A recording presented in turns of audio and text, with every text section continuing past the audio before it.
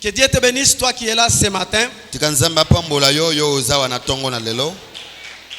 Parce que tu as compris que dans la présence de Dieu, c'est là où nous puisons notre force.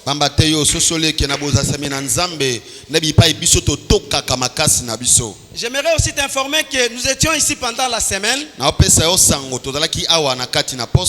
Toi qui n'étais pas là, je suis désolé.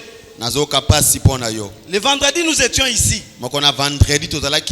Et nous n'avons que continué avec les thèmes qu'avait introduit l'évêque.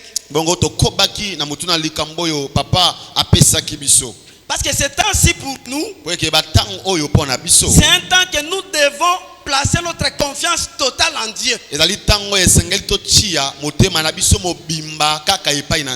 Nous avons prié durant toute l'année.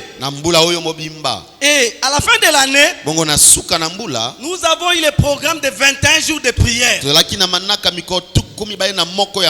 C'était un temps intense de prière. Et Dieu a écouté nos prières. Parce que lui qui t'a donné des oreilles pour entendre, cela veut dire que lui-même, là où il est, il a des oreilles. Et il entend. Il entend tes prières, tes supplications. Alléluia. Amen. Nous avons prié pendant 21 jours. Et nous avons clôturé. Mais laisse-moi te dire, 21 jours est passé. Mais la prière continue. Le vendredi, nous avons dit ici, nous avons développé un sous-thème intitulé Jamais pareille chose ne s'est vue en Israël. J'aimerais te dire ceci.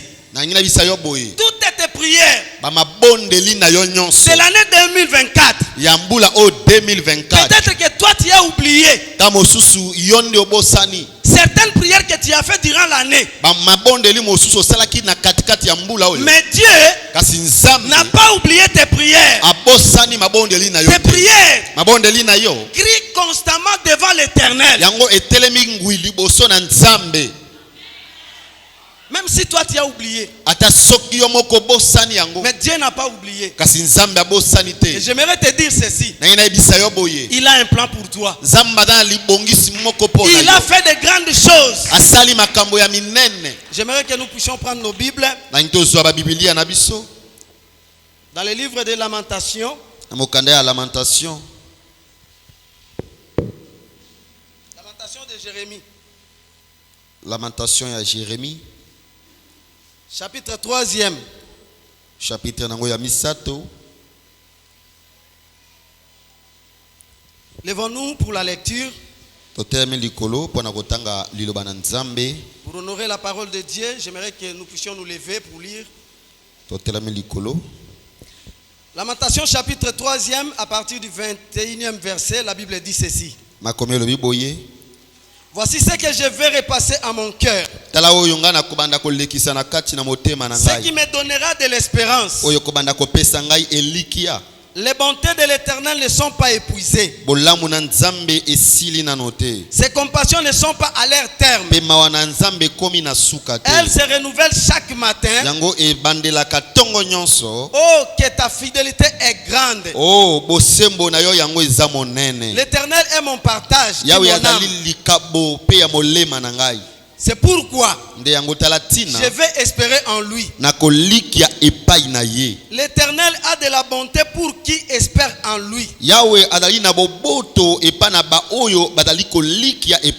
Pour l'âme qui le cherche. Parole de l'Éternel. Nous pouvons nous mettre. Ici dans le livre de Lamentations, celui qui a écrit ce livre, c'est un prophète. Et son nom c'est Jérémie. Et Jérémie n'était pas n'importe quel prophète. C'est ce prophète là que la Bible dit que Dieu l'a connu depuis qu'il était encore une masse informe dans le ventre de sa mère. Cela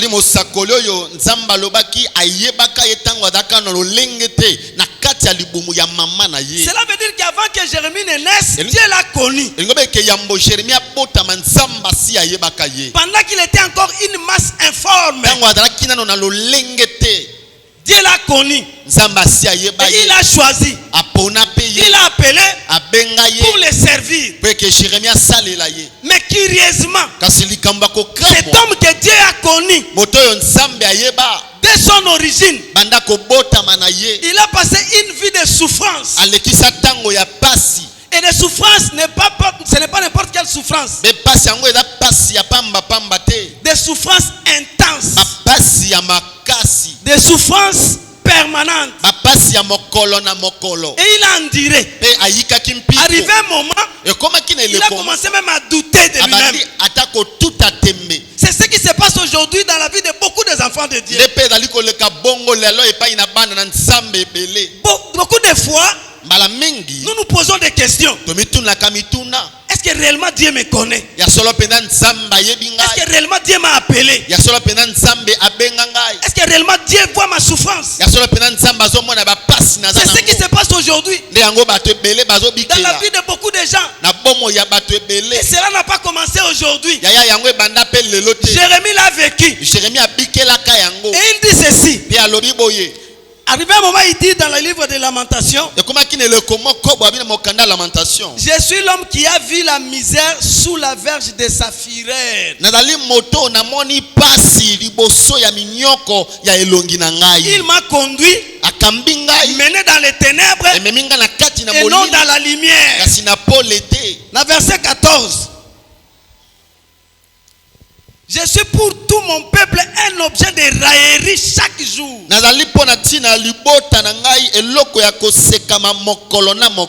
L'objet de leur chanson.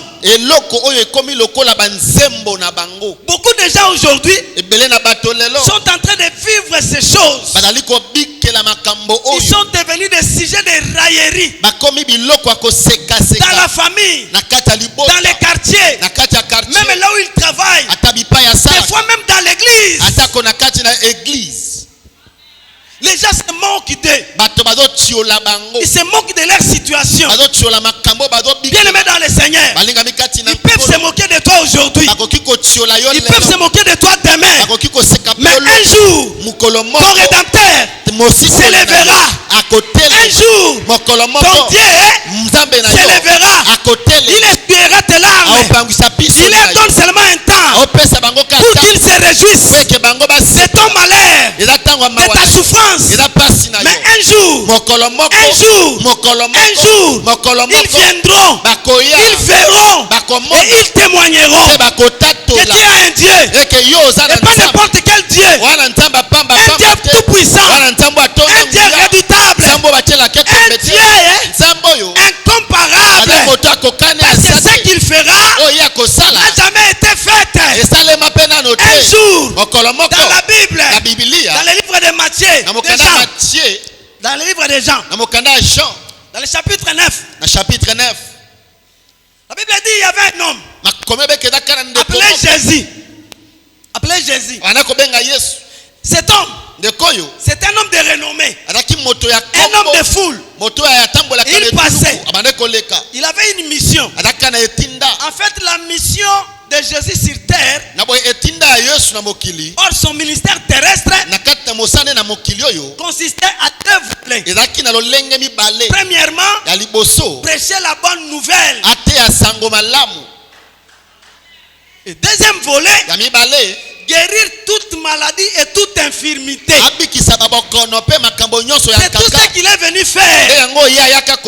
Prêcher la bonne nouvelle pour ramener les humains dans la divinité. Ramener les humains et leur rendre la gloire perdue. Deuxièmement, guérir les malades et les infirmités. Alors comme il était dans sa mission, la Bible dit il partait de ville en ville. Un jour, il est arrivé dans une ville. Et il a rencontré une personne. Cette personne était Jairus. Comme l'évêque nous l'a dit la semaine passée. Et Jairus lui a présenté son cas. Bien aimé dans le Seigneur, même tel que nous sommes assis ici, on se connaît de face. Mais nos cœurs, il y a déjà ici dont les cœurs saignent. Les cœurs saignent à cause d'une douleur, à cause d'une souffrance que l'on ne sait pas voir. Mais même si moi je ne vois pas, comme ton pasteur, mais ton Dieu, celui qui lit dans nos cœurs, il voit ton problème, il connaît ton problème. Et non seulement il connaît, il en a une solution.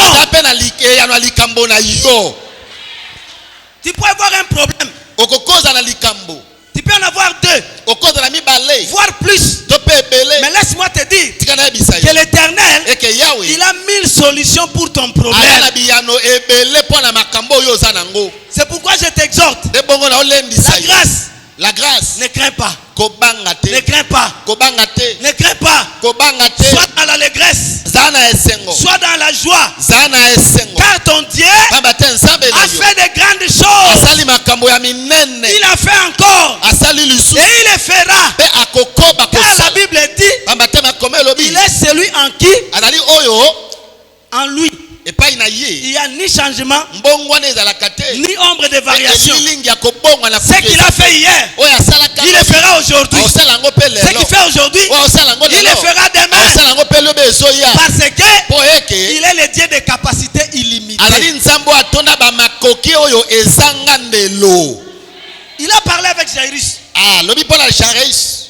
Et Jairus l'a invité. Ils sont allés. Et en cours de route, ils ont reçu une première nouvelle.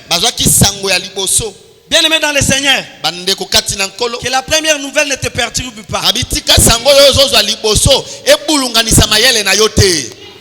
Crois seulement. La nouvelle était que l'enfant était déjà mort. Et ça ne valait plus la peine d'importuner le Seigneur.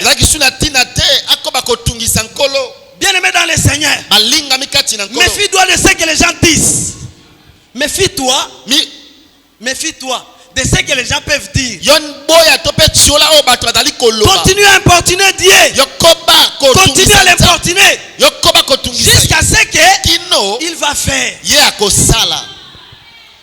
21 jours est terminé. 21 jours est et la prière n'est pas terminée. 2024 bientôt va fermer les bagages. 2024 mais la prière n'est pas terminée. Le vendredi nous avons dit que la prière doit être notre mode de vie.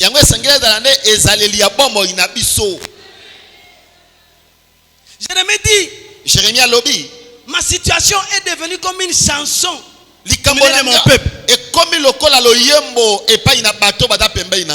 Au marché, il ne parle que de toi. Dans la famille, on ne parle que de toi. Pour t'humilier, laisse-les parler. Ce que Dieu va faire n'est jamais produit. Ne s'est jamais produit. Ça ne sera que pour toi. Même si tu souffres aujourd'hui, crois seulement que Dieu est là. Il est à tes côtés. Je lis la Bible. Et j'ai vu un homme appelé Jacob. C'est un homme qui craignait Dieu. Mais un jour, Dieu l'a visité. Et j'ai pris ce matin que Dieu puisse te visiter. De la même manière que tu acclames que Dieu te visite.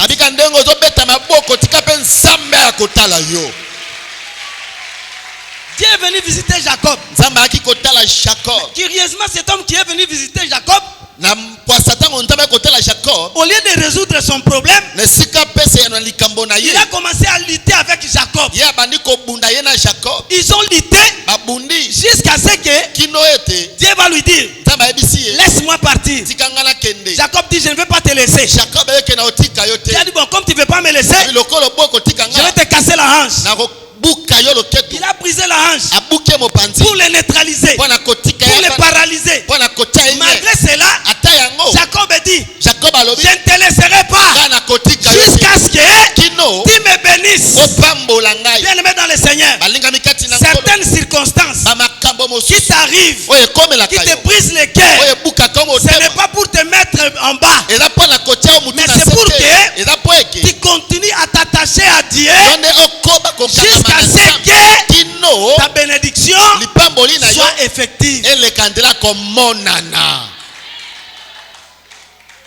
Alléluia. Jérémie était un prophète que Dieu a choisi lui-même. Et que Dieu a connu depuis le ventre de sa mère. Mais il a souffert. Et un jour, il a réalisé ceci. Quand bien même je souffre aujourd'hui, mais demain, qui sait? Bien-aimé dans le Seigneur, ton futur,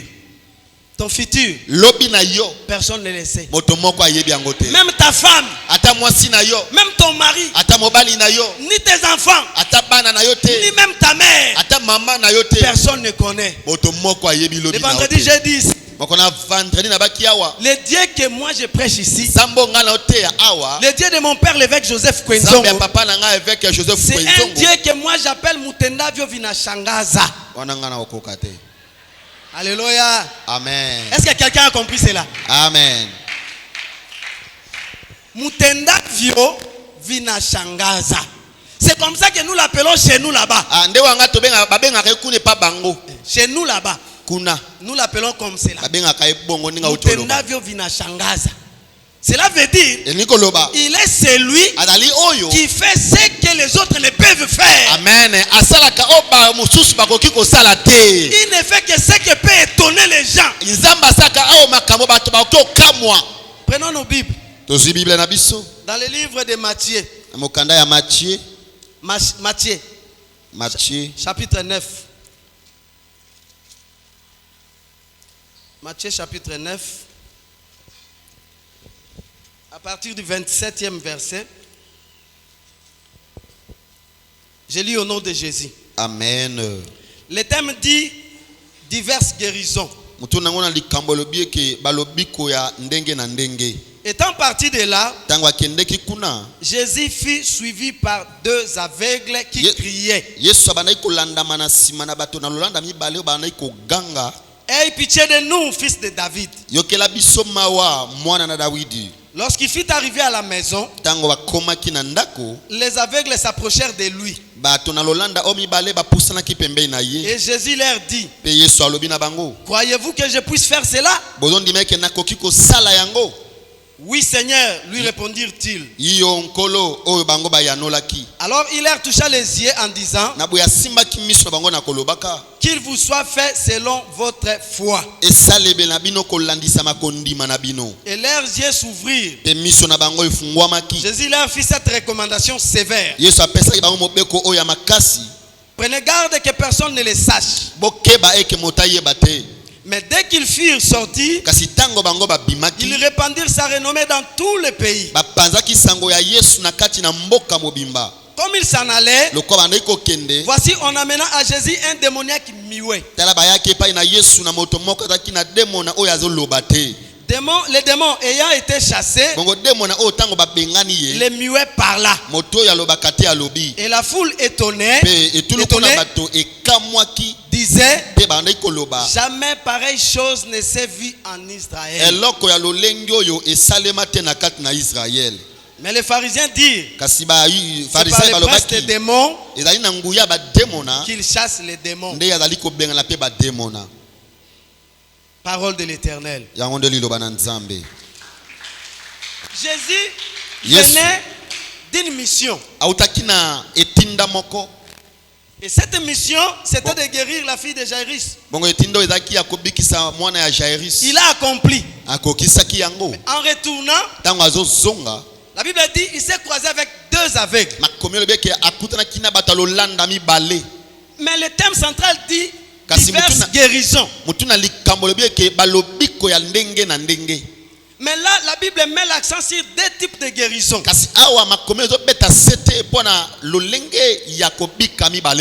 Premièrement, deux aveugles.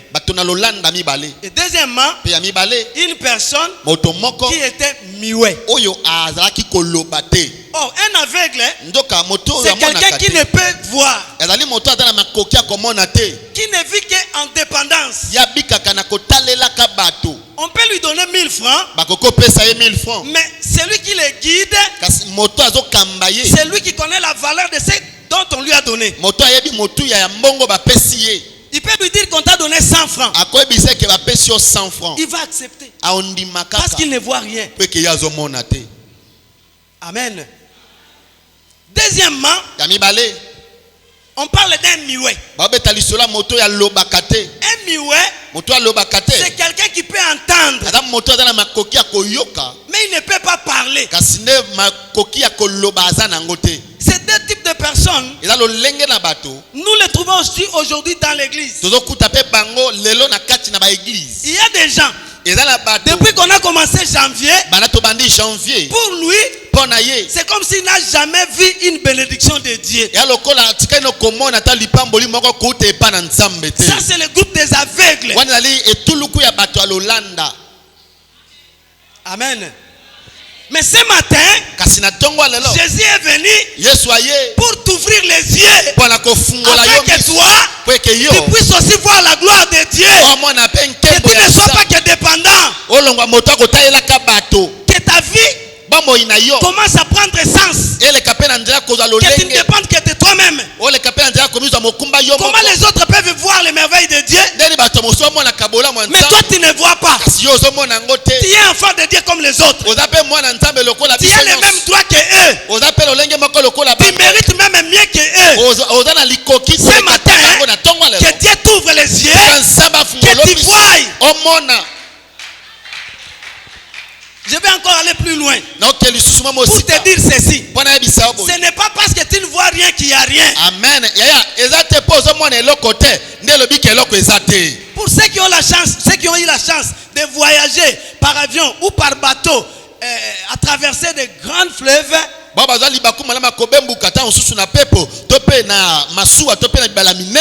y a un moment que vous passez dans un endroit où le fleuve est tellement large que vous n'arrivez pas à voir les rives.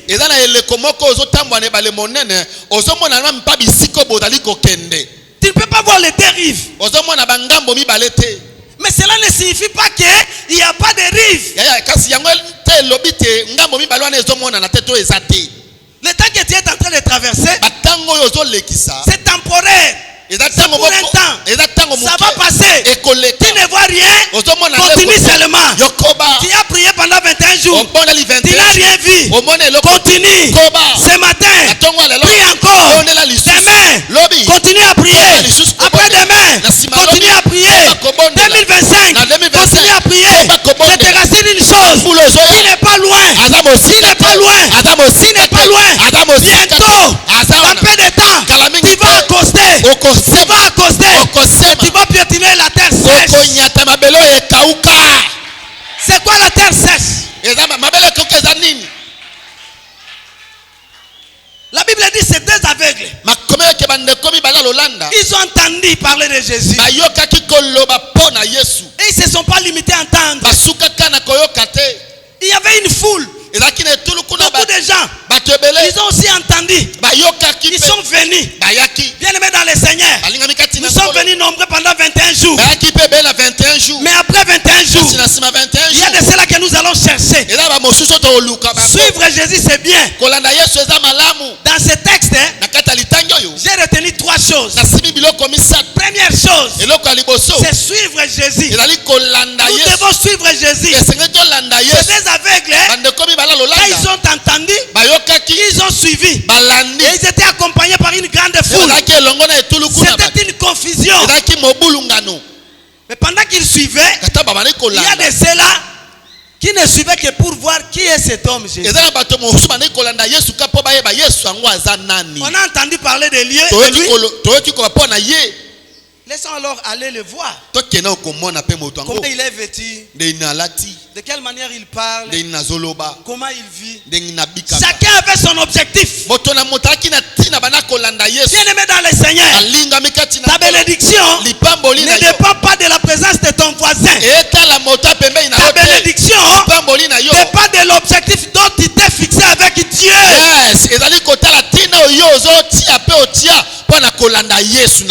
Ils étaient en masse, en train d'avancer. Mais les deux ont compris. Avancer pour suivre Jésus ne suffit pas. Ils ont ajouté un deuxième point. Et ce deuxième point, la Bible dit, ils suivaient Jésus en criant. C'est ce qui a fait la différence entre ces deux-là et la foule. La foule murmurait. La foule discutait entre eux. La foule cherchait à voir. Mais les deux, ils criaient. Fils de David, aie pitié de nous. Et ce fait de crier, c'est la prière. Nous crions dans la prière. Alléluia. Amen. Et nous avons dit le troisième point, c'est celui de se rapprocher. La Bible dit, il criait, fils de David, aie pitié de nous. Malgré qu'il criait, Jésus avançait. Il continuait à avancer. Et eux aussi continuaient à suivre. Arrivé quelque part, Jésus entra dans une maison. Et la foule est restée. Les deux, ils ont compris. Même si vous restez ici, moi je ne suis pas venu pour le voir. Mais moi j'ai un objectif. Mes yeux. C'est quoi ton objectif, mon frère? C'est quoi ton objectif, ma soeur? Beaucoup dans l'église se sont fixés comme objectif de venir voir. On a dit que le dimanche, c'est pasteur Nico qui va prêcher. Moi je ne l'ai jamais entendu. Je vais voir. Je vais entendre. Est-ce qu'il parle bien? Il y a un autre groupe qui viennent à l'église seulement parce qu'il a une nouvelle robe pour que les gens voient, pour sentir. Dimanche à l'élo penza punir bango oza bamaya sika oza Chine te o Turquie. Que tu sois vêtu en Turquie ou en Chine, cela nous importe en quoi? C'est pour toi. Tu n'es ni le premier ni le dernier. Pendant que toi tu viens pour faire montrer Turquie, il y a l'autre qui vient, l'Italie. Échéance. Alléluia. Amen. Quel est ton objectif? En venant ce matin, tu peux m'évaluer. Et après, bon, il a parlé, mais qui t'a placé pour m'évaluer?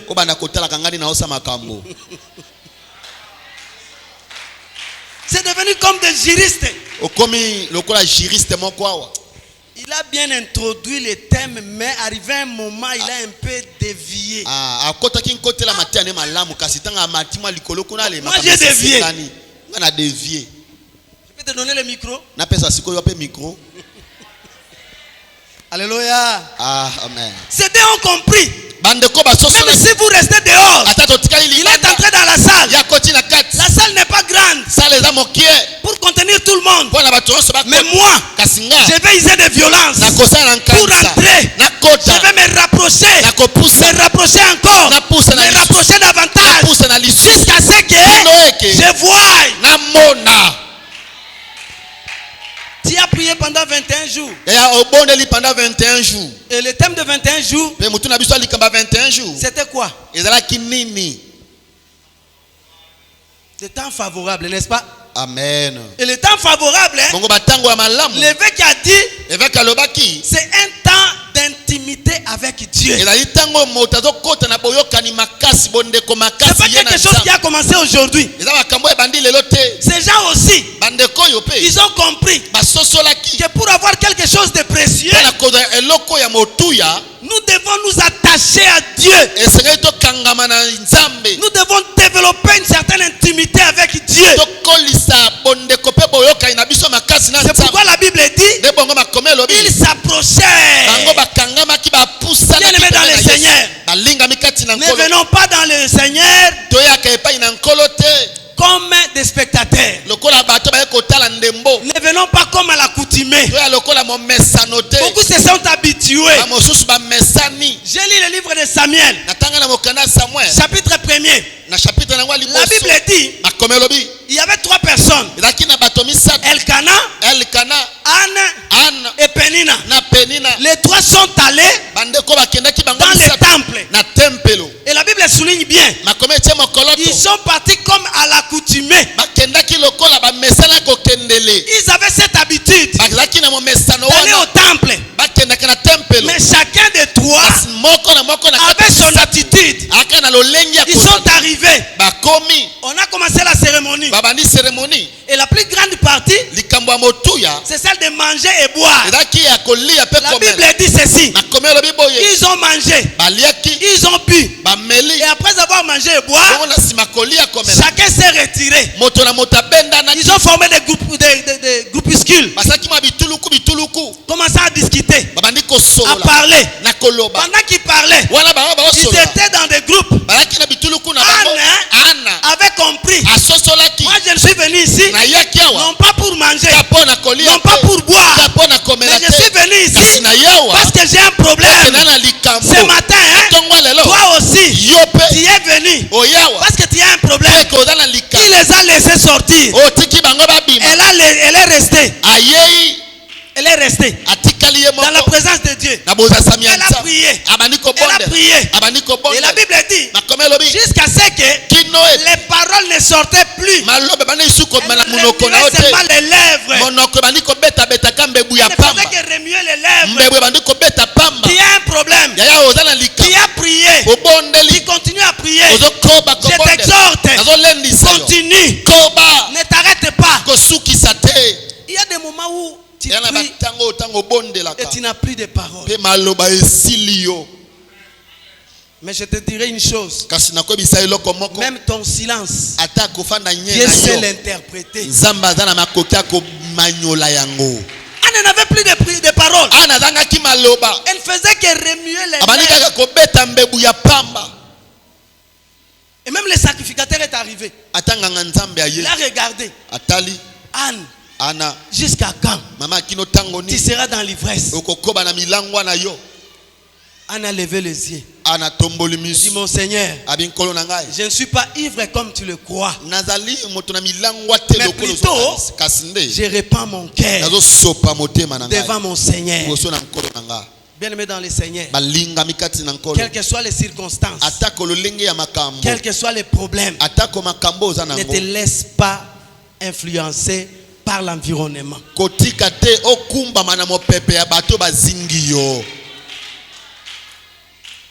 Je vais bientôt m'arrêter pour te dire ceci. Nous sommes dans la même ville de Mbandaka. Des fois, nous vivons dans un même quartier. Nous parcourons les mêmes conditions. Mais j'aimerais te dire que l'environnement n'influence pas ta vie. Je vais clôturer pour dire ceci. Nous connaissons bien l'eau chaude, n'est-ce pas? Amen. L'eau chaude. On prend l'eau, on met dans le feu jusqu'à la température d'ébullition. 100 degrés. 100 degrés. L'eau est devenue chaude. C'est un environnement. Et dans cet environnement, on prend des substances. On peut jeter dans cette eau les safou. Hein? Après un temps, qu'est-ce qui va se passer? Ça devient molle. Alléluia. Amen. Et dans cette même eau, on prend l'œuf. On va tremper dans le même environnement, même température. Là où les safou s'est affaibli, est devenu molle, mais l'œuf devient solide. Bien aimé dans le Seigneur, la circonstance est l'embissayote. Environnement influencé qu'on dit manayote. Bipai bango bazolo bakembanda kamboka ya mabe, mbandaka babongaka te, mbandaka mboko ezongisaka bato sima, kaka na mbandaka bango baza basafu, yo oza liki, bango bakota mbandaka balemba, me yo koti na mbandaka, nzamba peso makasi. Nzamba lendisa yo. Yes. Nzamba telemisa yo. Amen. Isika bango bakweya, yo longa. Amen. Isika bango bakima, yo telemangbi. Amen. Isika bango balonga babalate, yo bala. Amen. Au nom de Jésus. Retenez ceci. Ce qui fait la différence entre ces deux matières, c'est leur composition. Ce n'est pas l'extérieur, mais c'est l'intérieur. En réalité, Safou est constitué par la chair. Ce que nous appelons la pulpe. Et la chair, devant les circonstances de ce monde, ne peut que s'affaiblir, ne peut que régresser, ne peut qu'avoir peur. Mais l'œuf, son intérieur, il y a une vie. Il y a une vie. Je vais te dire une chose. En toi, Dieu a mis une vie. La Bible dit ceci. Je mettrai mon esprit en eux. Je mettrai mon esprit en eux. Et celui qui a l'esprit de Dieu ne trébuche pas devant les circonstances. Ne dépend pas des circonstances. Ne dépend pas de temps. Ne dépend pas de l'environnement. Lui, il dépend de celui qui est en lui. Voilà pourquoi la Bible dit celui qui est en moi, il est plus fort. Il est plus fort. Il est plus fort. Par cela, il me donne la force. Ataba lobi, ataba sangani, ataba bundisi, akolonga yo. Yes. La Bible dit, Jésus les toucha. Et ses yeux s'ouvrirent. Leurs yeux s'ouvrirent. Ils sont partis. Deuxième groupe. Un mioué. Il vient. Il rencontre encore Jésus. Un mioué, c'est celui qui voit. Il entend. Mais il ne parle pas. Il y a des mioués ici. Durant l'année 2024, ils ont vu les gens défiler ici témoigner. Ils ont vu les gens se marier. Ils ont vu les gens recevoir du boulot. Ils ne font que voir. Alléluia. Amen. Ils ne se limitent pas là. Ils ont entendu. Maman, ok Kambo. Abalite. Et tout le monde on commence à te décrire. Imputa moko sanja mubimba. Kala tomona bato bala tenjulu kable ila mbane ya kakaka Mais curieusement, na ba tirki na yo ba poni yo te. Ba poni ka kenjulu kable parce que na kati enjulu kable Yesu akola, Yesu avimba, Yesu atonda. Il y a des gens qui n'ont fait que parler. Alors ce deuxième groupe, c'est mioué. Il voyait. Il entendait. Songolo abali. On n'a pas dû mon salaire. Et tout l'autre monde est là dans la classe. Il y a une proclamation. Babenga kebe montan souk. Pas dû mon salaire. Bon na mon salaire ngwa peke akosa kunani. Alléluia. Yes, Nkolo. Ils ont vu, ils ont entendu, mais ils n'ont pas eu le temps de témoigner. Laisse que cette année, les quelques heures qui restent, les dieux de l'évêque Kwenzong puissent mettre un témoignage dans ta bouche. Afin que tu passes ici. Écoute-moi bien. Je m'arrête par là. Cette année, tel qu'elle a commencé, tel que nous l'avions traversé, même si tu n'as pas témoigné, même si tu n'as rien vu, les quelques heures qui restent, Dieu fait des miracles. Je ne dis pas qu'il fera, je dis qu'il le fait, et il le fait maintenant. De la même manière que tu acclames, les chaînes tombent. De la même manière que tu acclames, les portes s'ouvrent. De la même manière que tu acclames, le voyage s'ouvre. Alléluia. Au nom de Yes. Je ne dis pas demain. Je ne dis pas au mois de janvier. Dans les quelques heures qui restent, avant que 2025 ne parte, il te doit. Amen. Alléluia. En fait, nous avons rappelé que 2025 a mata, a kita. Bipande bisuki. Bapendi basipendi. Toi. Yo. Je ne dis pas l'autre. Toi. Yo. Les quelques heures qui restent, tu vas voir. Tu vas voir. Parce que maintenant, je vois les écailles tomber. Je vois les écailles tomber.